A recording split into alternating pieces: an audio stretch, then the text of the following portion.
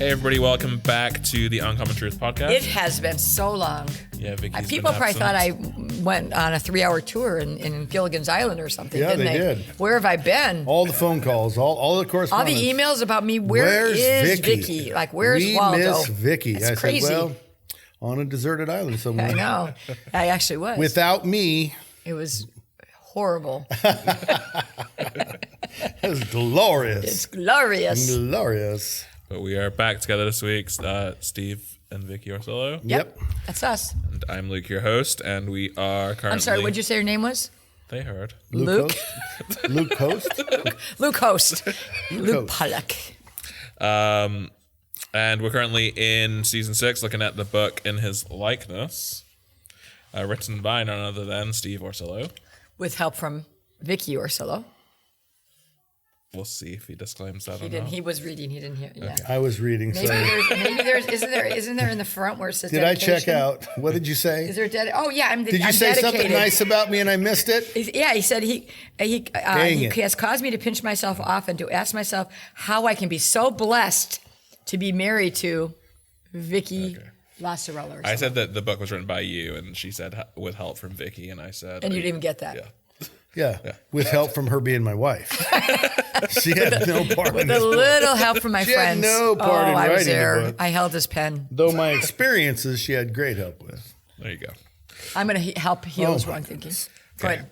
Well, I'm now thoroughly confused. So... But that's a permanent condition. You're from England. Ooh, we just lost the English listenership. That's okay. Okay. I just won't respond to that one. Okay. We are currently on chapter... But when you say that you're not going to respond to that, is that really a response? It's up for interpretation. Okay. Chapter 6 is today's episode. In the book, you can read along with us. Just say again, you can pick it up on Amazon. Search for In His Likeness by Steve Orsillo. It's an amazing book. Or if you're at the Father's house, you can purchase it in the lobby. So Correct. please grab a copy and read along. Chapter 6, title. Oh, go ahead. I think I haven't been here since chapter 1. So you guys have done 5 without me? 4 without me? Could be. Could Yeah. be. I don't know. He's probably enjoyed that. Right, Steve? You could just talk. Did you like that? No. Good answer. Yes. No. Yes. I'm trying to read your eyes, which is the right answer. Okay, go ahead. I'm but- sorry to interrupt you again. Today is Heal My Wrong Thinking. Yes, Lord, heal his wrong thinking. So I'm going to start by reading the first little bit of the chapter, and then we'll Chapter start 6. chatting and see what the Lord wants to say through us. So in Mark chapter 2, we find the story of Jesus calling Levi, the tax collector, to come follow me. The story says that Levi left his place and did just that. He followed Jesus. They went to Levi's home and had a meal with the other tax collectors and various sinners. When the scribes and Pharisees saw that what Jesus was doing, they said to his disciples, "Why is he eating and drinking with tax collectors and sinners?" In hearing this, Jesus said to them, Is it not those who are healthy who need a physician, but those who are sick? I did not come to call the righteous, but sinners." It strikes me every time I read this that the answer Jesus gave was so right, it should have been obvious. I'm going to keep going a little bit. The thinking of the scribes with their cultural rules and set ways was so wrong. Jesus had cast out a demon in their town. Some of the people must have been at the river when God spoke from the sky and called Jesus his son. God himself had called Jesus his son, and yet they questioned him. Jesus had just healed a paralytic in front of a crowd of people. His legend surely had spread to these scribes, and yet what they wanted to ask was why he dined with tax collectors and sinners. Levi was a sinner by their own standards, yet he repented and walked away from his sin. One of their own had been saved, and this was the question they asked. Well, my first thought is, why would they ask that question when they're so religious? And it's interesting that Jesus would say, the righteous don't need it's not those who are healthy who need a physician, but those who are sick. I did not come to call the righteous, but the sinners. I have a little hard time with that, because when you read about the Pharisees and Sadducees, he definitely calls them out. And they weren't that right. They were righteous. They were legalistically religious. But that's curious to me that he would call them righteous. I would call them sinners, after we read all about their. So I guess I'm posing that to you. Because it's common to hear people talk about that Jesus never preached evangelistically to scribes and Pharisees. At all. He pointed out wrong. Very seldom did he preach to them. And so they claim they are righteous. Their very vow is, I will be perfect. And when you read the Gospels the first 20 times, 10 times, whatever, it's phenomenal how colossally wrong they are. His very existence shows how wrong they are. Take Jesus out of the equation and there is no contrast. There's no way to find out they're wrong. Everything they say has to be true. And so you add a little Jesus in Jerusalem or in Israel, and now the scribes and the Pharisees look colossally wrong. And we who read it all these years later go, how could they be so dumb? Right. I mean, he points it out. He healed a paralytic. He healed blind people. He delivered people. He calls out to this tax collector who leaves his sin and his oppression of them to give it up, and they criticize him for it. And so the contrast is so clear. When the light is in the world, the darkness is revealed, right? It's like when sinlessness walks among you, you feel very dirty. When plum is standing next to you, you feel very crooked. And here's Jesus coming into this place, and the scribes and the Pharisees are judging him with colossally wrong thinking. And so then I ask myself, is it possible? Is it even possible I could think this wrong? And the answer is resoundingly yes. And if I could encourage every single person to put their thinking on the table and ask God, could you shine light on my thinking so the darkness is revealed? I don't have any chance of getting rid of my dark thinking, my wrong thinking, my thinking that's leading me astray, my stumbling block thinking, if you don't shine your light into it. Put a little Jesus in it so that it can show up. And in this case, that's what happens every time we have Jesus encountering scribes, Pharisees, and lawyers. Good. It's revealed. His light shines on their imperfections, and they are revealed. And it's like, judge them? I don't think that's a good idea. Look at them and say, but for Jesus being in my heart, I would be a lot more like them than I am. Wow. And is it any at all possible that we can get rid of the rest of my scribe and Pharisee thinking, my going the wrong way? So what I say very simply is, heal my wrong thinking. Teach me your ways, because I'm as susceptible to this self-righteousness as scribes, Pharisees are. Sadducees, the whole ruling council. I'm as susceptible as they are. And it's so crazy that, I don't know how many times you read it going, how could they be this ignorant? So dumb. But it is the cultural thinking. It is the conventional wisdom of their day. Yeah. Everything they're saying is what everybody believes. And Jesus comes in and is the total contrast to it. And they are wrong. And he is right. But he calls them righteous. That's what he said. He doesn't specifically call them righteous. He just says that he came to call the sinners not the righteous. So, like, he's saying that they think they're justified in their own right. So I did not come to call the righteous, which is you think they're thinking that that's them. Yeah, those who think they're righteous. What did Paul say? There are none righteous, no, not one. Yes. So you who think you're righteous, I didn't come to call you. Those of you who know you're not righteous, that's who I came to call. The sick who know need a doctor. He identifies it as sick in these verses. I know. But but referring to what you just quoted, I did not come to call the righteous. What he is saying is, you who claim to be righteous. Whoa. They are truly sick in the head. But they don't know that. Well, no, this whole society believes they're not sick. Which is like today. He's coming with very much. Yeah. You certainly want to put it in front of you and see, am I like this? That's good. Right. It's only the honest heart. It's only the penitent man and the honest heart that stands before God and says, I don't measure up. I have fallen short of your glory, and yet you use me. Can you use someone who's fallen this far short? I really want to be better. I really want to be a man who walks without sin. Yes. I want to be a man who would help anybody, anywhere, and would rejoice that a sinner came to repentance. But to stand up and say, thank you, God, that I'm righteous, and they're not, that's who Jesus isn't calling. Mm-hmm. And he's calling those who say, I am not righteous, and I have found repentance, and I have found forgiveness, and you are not righteous. Let me show you how to be free from your unrighteousness. Good. And be better. And then Paul says, there's none righteous, not even one. For all have sinned and fall short of the glory of God. And it's like, there's that contrast. You got to say, look how far from righteous I am. Yeah. Have mercy on me. And that's a totally different attitude. And so you're preaching to my friend over there, and I'm mad because why would you be giving him your attention? Well, obviously, I have a totally upside down viewpoint. And so I'm afraid to be that way. Yeah. I think I'm susceptible. I know that my personality is selfish to the core.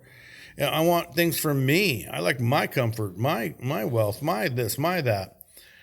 But what he's saying is that a man who is not self-righteous is one who looks at someone else and says, kind of like, I'm going to the wizard to get a new heart. Maybe he can give you a new brain. That it's like, I'm going to God to find mercy. Maybe you can find mercy too.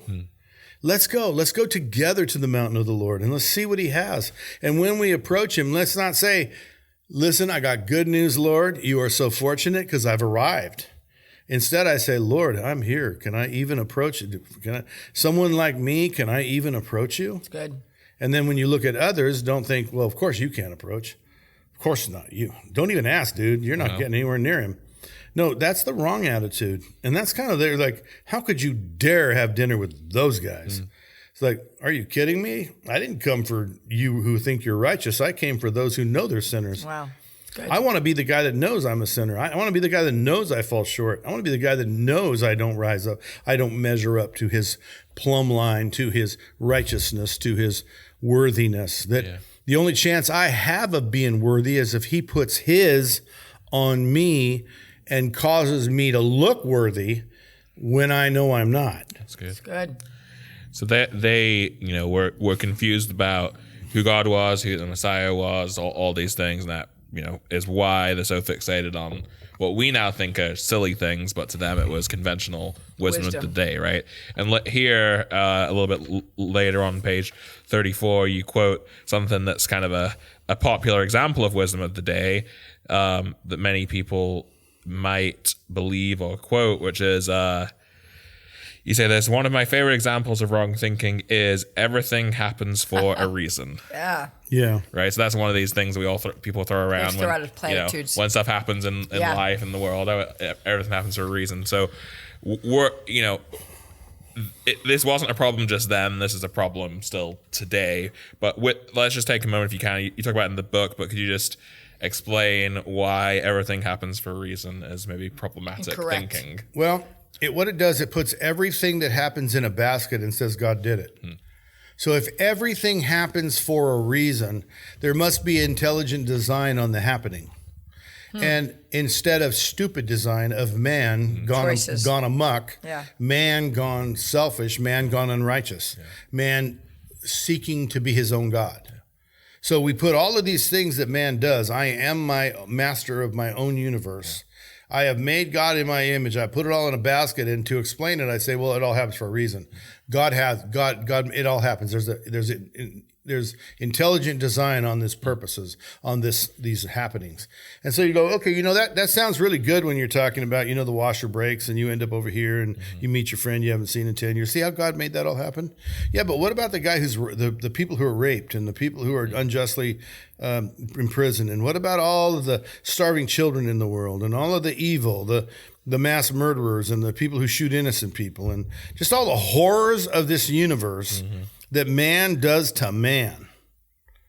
Now you're saying God did that to you. It's good. It happens for a reason. God has a reason for making you miserable. Right. God has a reason for punishing you. God has a reason for, airplane crashes and it goes down a busy subdivision Kills and everybody in these houses all get wiped out and the wingtip misses your house by a foot and your house is left untouched. It all happens for a reason. So God chose them to, perish. Yeah. Some evil person crashed the plane in Pennsylvania into a housing development, and it was God's design that made it happen. That's just the craziest thing I know, and that's it's just for me colossal wrong thinking. Yeah, you're blaming God for the free will of man. It also takes the free will of man out of the equation.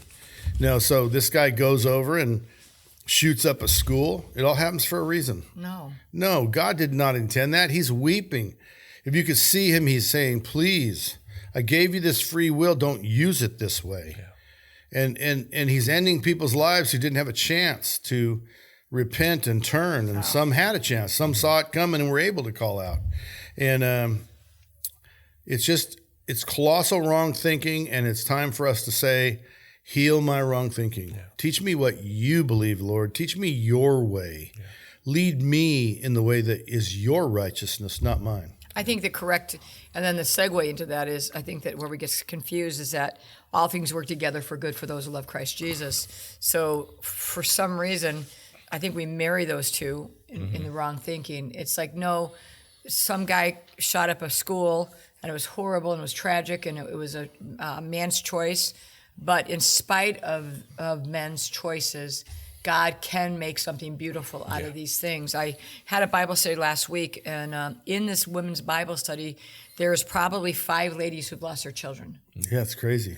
So it's like, my question was, now it's been 4 years, 7 years, whatever, 15, 30 years. Can you look back now and see God's hand in the restoration of your life and what has happened because that happened? What was the consequences of those actions? And you're talking about cancer, you're talking about children, little children.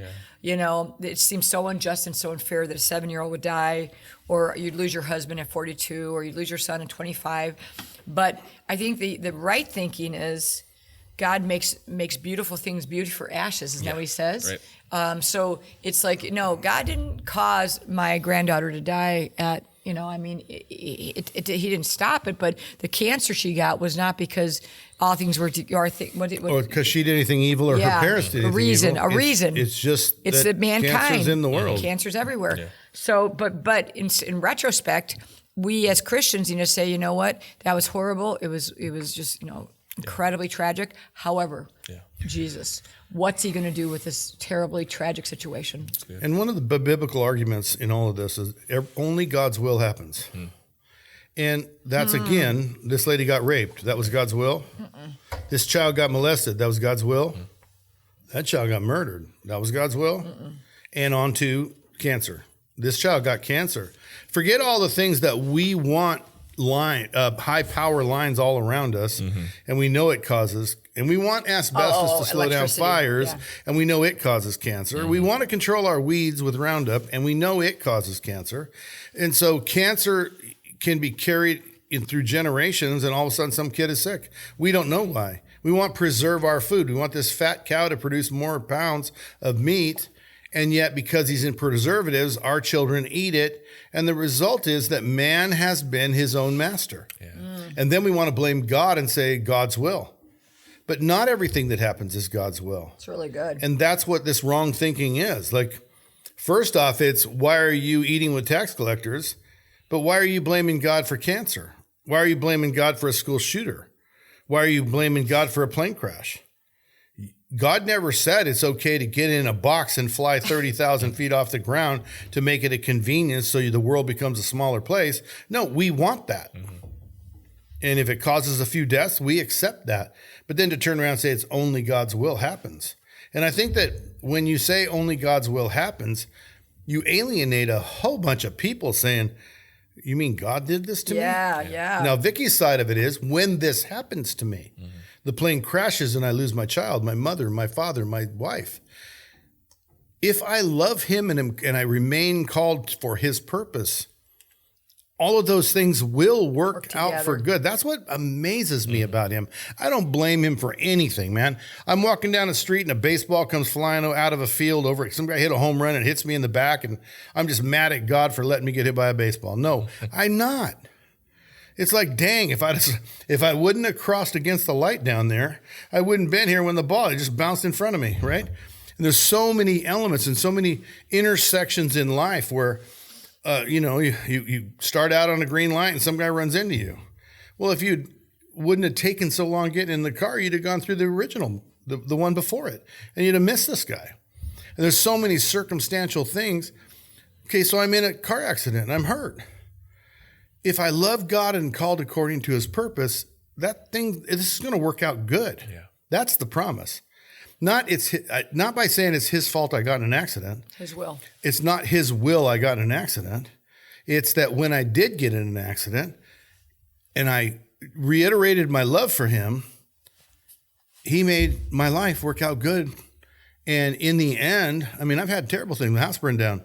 And I just was like, I'm kind of excited because I do love God. We are called. Me and my wife will walk according to his purpose. So I'm kind of excited to see how this all works out. Yeah. And today we praise all the time. Look at this house we live in that was built out of the ashes. Look at the life we have because of the fire. Yeah. So much different. How much debt was retired? How much stuff just changed that was so good?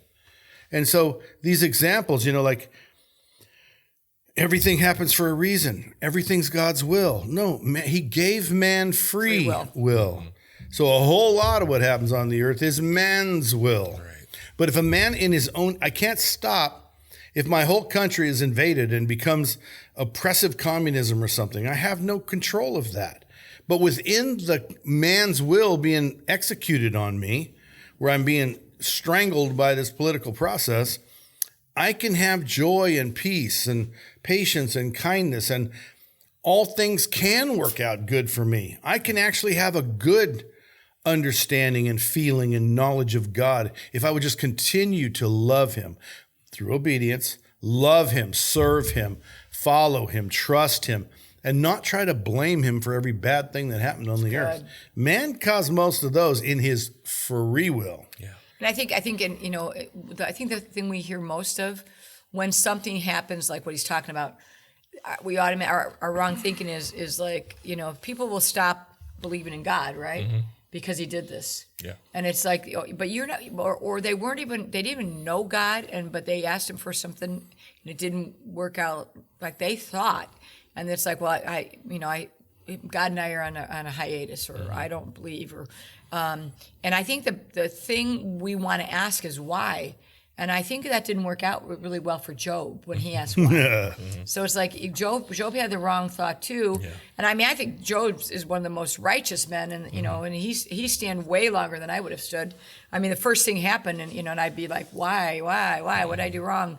And I think that's the wrong narrative is why. It's like, I think that when things happen, I think the thinking should be, where are we going? Yeah, really what's the next thing, right?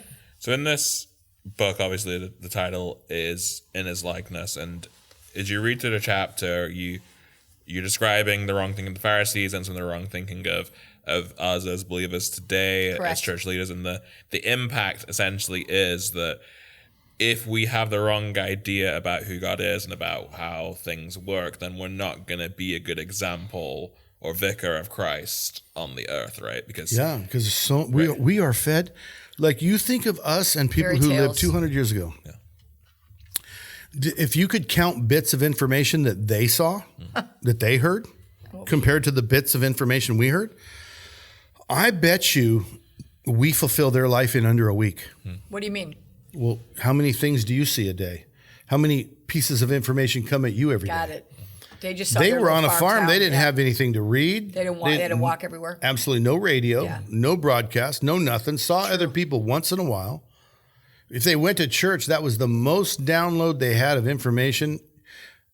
ever. That's right. The weekly church service, the town hall, they didn't have town halls. Kids didn't go to anything. A lot of them, a vast majority, didn't attend classes where a teacher was imparting things. They were learning at the table with their mother or something, you know? And I mean, there's so many people around the world. Our information download is a week is their whole life. We have so much and so expansive. So our ability to be wrong, I mean, so if I'm trying to square a building, because I'm a contractor, and if you're listening in, I'm a 50-year contractor. And so if I'm trying to get ready to build a foundation, I have to have it square. And I use these lines in this process called 2, 3, 4. So it's 2 feet this way, 3 feet this way equals 4 feet across. And it's like how you square. But let's take a 100-foot building by 50. If I'm on that 100 foot, I'm off an 1/8 of an inch in a foot, or a 16th in a foot. That's 15 16ths. That's 50. I'm sorry. It's many inches. And if you keep going a mile, you'll be in a different state. You'll miss by miles. Right. And so the further you go out, you get off just a little bit and keep going in that direction, you'll miss cities. You'll end up in the wrong continent. Yeah. You know, like those guys on ships finding things on those ships is so miraculous. It's unbelievable. I have no idea how they did it, but nonetheless, our wrong thinking just a little off and just keep going full steam ahead in wrong thinking. Pretty soon you're so far off plumb, so far off square, so far off right. And that scares me. I don't want to be wrong. I don't want to lead a single person astray in my whole life. I'm sure I have. I don't ever want to. I want to be so careful what I impart. And so that's really such a huge part of this, heal my wrong thinking, so that I don't compound it. A little wrong takes you to more wrong, takes you to more wrong, takes you further and further and further and further. I love C.S. Lewis's books, the Space Trilogy. In it, they call wrong thinking being bent. Yeah. And I can't think of a better word.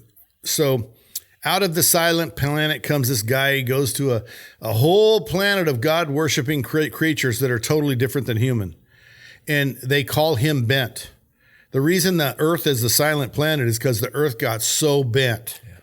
And I just love that concept. I mean, in my mind, I can see the vision of being bent. You don't got to be bent over. You don't got to be broke. It's just twisted or bent a tiny bit, because going forward, you're going to miss the mark by a lot. Yeah. And it's a great word. The silent planet Earth is bent, and God told us, don't talk to them. They'll bend you, you know. They'll confuse you. And so I'm really careful of what I let into me, and I'm just really contemplative of what I let out of me, because I don't want to deceive anybody. I want to recognize first off that I'm the most susceptible bender and being bent person I know. And I want to make sure that I cry out to the Lord, heal my wrong thinking. Teach me your ways. Lead me in the way that is righteousness. I don't know why I got this gift, but I think it's a wonderful gift. I see what's wrong more than I see what's right. And when I see what's wrong, it helps me avoid. And so I ask God to really enhance that gift. Let me see what's wrong for others too. Let me just tell them, if you want to know what's wrong, ask me, I'll tell you. And I can help them avoid what's wrong. And wrong thinking is the most dangerous thing in humankind. Because when you start teaching it, you get people, you just keep going down the line. You know, some preacher started teaching something wrong 50 years ago. By the time he got to 50 years, he got people so far off the truth of the gospel, far off the submission and surrender and service and love, obedience. And it doesn't even look like Christianity anymore. And that's kind of such an amazing thing, that we have the chance to cry out to God and say, Lord, I surrender. Teach me truth. Lead me right. Heal my wrong thinking and teach me your ways. Lead me in the way that is righteousness.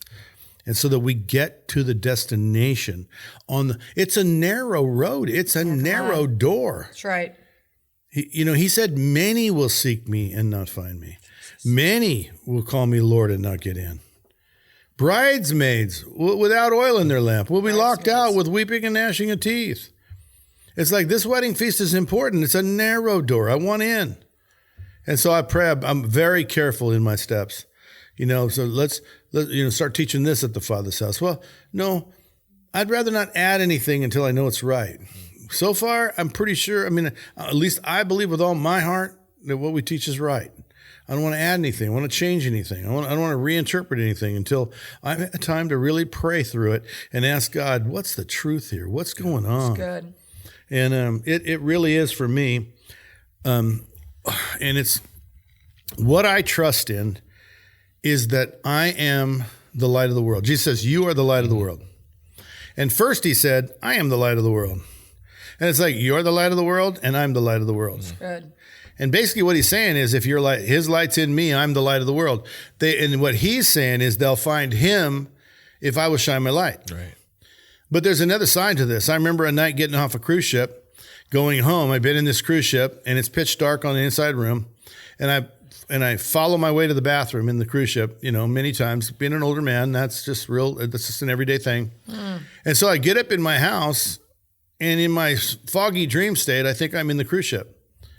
It's, pitch black. I'm walking and I'm going to the bathroom in the cruise ship in the pitch black. Mm-hmm. But you're at home. And then remember, I'm not on there. I'm at home. Now I don't know where I'm at. In my own room, in my own house. Mm-hmm. And so I'm like, I've turned here, I've turned there, what do I do? And I go and I bump into a wall. So I found a wall and I start reaching down the wall and my hand hits a switch and jams my finger. And I go around the corner, and now I've got this switch. Well, I can't turn this light on. Now I know where I'm at. Oh, that'll wake Vicki up. So I go around the corner, and I'm not where I thought I was. I stubbed my toe into the wall. Now I'm in utter serious pain, and I'm lost. I'm like, where the heck am I? It's a moonless night, pitch dark. And I remembered that experience forever. In my new house after that one burned down, every single light has an LED. Every switch, everything has an LED. And that little tiny LED light, I've never got lost in my own house again. It just directs you. Okay, there's a switch right there. Okay, I see that, I know this room. I'm so familiar with this room. I can go right to the switch, turn it on. I go right in. I can find the bathroom door, turn on the light in there, and I can see everything, right? And I can do it in a way that doesn't wake Vicki because I know where I'm at. Just the tiniest fragment of light changed the world. And those tiny lights being gone changed the world. Made it treacherous, painful. I had a knuckle that was jammed and a toe that was stubbed. And I'm just so confused because I've been in a cruise ship room for all these nights and I'm lost, man. I cannot find my way. And so Jesus says, I'm the light of the world. And the world's a lot like that. The world is a dark and ugly place. Right. And without any light, we're lost. We really are. We go the way everybody else is. Well, the crowd's going this way. I'll go this way. It's dark. I feel them moving. Let's go that way. And they're all going off a cliff. Well, I'm lost without the light of the world. And then he says, the goal is for you to take me. I'm the light of the world. You put me on a hill, on a stand, on a lampstand, and all men will be drawn to it. All men will find their way because of it. And heal your wrong thinking. And that's what this wrong thinking is all about. That's right. You are the light of the world. You are the light of the world. Well, what if I lead them off a cliff with my light? Yeah. So it's really important that I say, heal my wrong thinking. That's good. Help me be, if I'm going to carry this light and I'm going to be this light of Jesus, help me be in the right place. Well, for me, the right place is serving others, loving others as he loved me. It's hearing his voice and obeying it. My sheep hear my voice and they follow me. My sheep hear my voice and they obey me. My sheep know my voice. And so I want to be in these correct places. And the only chance I have is to eliminate the wrong. Nope, that's wrong, so I'm not going there. Nope, that's wrong, I'm not going there. Lord, where am I going? Good. And the best way to do that is with light. And Jesus is the light. And he will show you the light. And he will be the light to make you the light. And that's the wrong thinking, is people just walk in darkness and they lead if the blind lead the blind, they're both going to fall in a ditch. That's right. And in that night, when I was awake in my room trying to find out where the heck am I in my own bedroom, I didn't know. I was the blind leading the blind because there was no light to follow. Here's a little bit more of the story is that he saw somebody moving in the darkness, and it was the reflection of his own self in the darkness. It was a mirror. There's a mirror, and he got the defensive post. He posted up towards this guy, and it was him. And so the darkness, you can go on with that one too. Yeah, it's like, sure, absolutely. You can't The identify monsters in the dark are correct. because you can't you're not identify following the Jesus. people against you when you're in the dark. Yeah. I thought that was kind of a good caveat. Good to that caveat. story. Good job, honey. Well, we have to see him clearly in order to be able to lead people the right way, right? We have to let the light into our life, illuminate our darkness, so then we can do the same for others. And practically, Luke, I think what's really illuminated the darkness for us is reading the Gospels 4 times without anything else. Now, we're talking about a book, and we're saying, hey, you can buy this book. However, if you would just endeavor for a season to just stop reading everything and just read the Gospels in context and line upon line, I think that would really help illuminate the confusion of healing your wrong thinking. I think a lot of times we have wrong thinking because we often want to live in the old covenant and live in the new covenant. Mm-hmm. We want justice for me, but I want to give you. I don't want to give you justice. I want I want grace, but I want you to pay for what you've done. And there's so many things that are so difficultly different and cause wrong thinking when you marry the old covenant and the new covenant. Either we're going to live by the law, or we're going to live by the grace and mercy what Jesus extends to us. Now, God changes not. He's the same yesterday, today, and forever. You should read the old covenant to see who he really is. It's important, and then it points to Jesus, But I think most of our wrong thinking is that we just are confused with what Jesus said. Yeah. And then we do those things, like you talk about, is like it's got, that everything happens for a reason. Well, where is that? Is that Proverbs 32? I mean, where is that? So it's like knowing with the words of Jesus will totally clarify and clear up wrong thinking. It'll expose it for sure. Yeah. Well, Clarify would be more like expose what I'm hiding. Well, it's like you said at the start, it is that plumb line. Plumb line. Yeah. If you decide, and I think that's really the big thing that we have to decide is that his words is straight and we are crooked, instead of trying to bend his words into our own. Make them into you. Which is exactly what we do. It's what I did, what I do, and what I pray against. And that's what this heal my wrong thinking. Teach me your ways, and being sincere about it. Yeah. I will change if you show me I'm wrong, I'll change my ways. Good. And it's really, we have such pet beliefs and we don't want to give them up because we've told so many people and we've led so many people wrong. And it's really hard to say, I really blew it, man. I was teaching that for many years. And we did. And the confusion of the gospel or the covenants, we did for many years. We were confused. It's like, Jesus is a plumb line. Let's read his words. Let's act upon him. Let's try to obey him, Or you have to confront why things aren't going the way that you think they should, Correct. right? He said he makes promises, and if we don't see them, I think you talk about it in this here somewhere actually, but if I can't find it right now where I highlight it, but if we believe that he's gonna heal the sick, open the eyes of blind, blah, blah, and he says we're gonna do those things too, and we don't see them, then either he's wrong or something we have to learn to understand, but sometimes we start diluting the gospel till it makes sense, right? So there's all those kind of factors. That's really good. That has always bothered me. And in my life, I believed 100% that I'm supposed to heal the people I touch. Yeah. And I didn't. Yeah. We still don't. But I 100% have never said what he said's not true. I've said, I'm not right. And I think that's one of the things that has allowed me to retain my passion for Jesus so long is if they're not healed, it's not his fault. It's my something understanding. Else. It's my thinking. Yeah. It's in the end it could actually be their faith, and people hate that. But it could actually be their faith and what they believe. Yeah.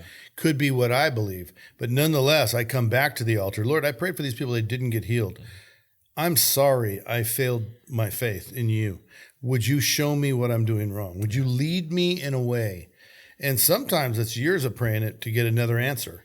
And, we do get them. And I have seen, or I've heard more people testify that the prayers I prayed for them resulted in their healing 100 times more than all of the previous years. These last 4 years of doing that, 100 times more often do people say they were healed than all of the years prior to that. Yeah. And I think it's just that dogged pursuit of heal my wrong thinking.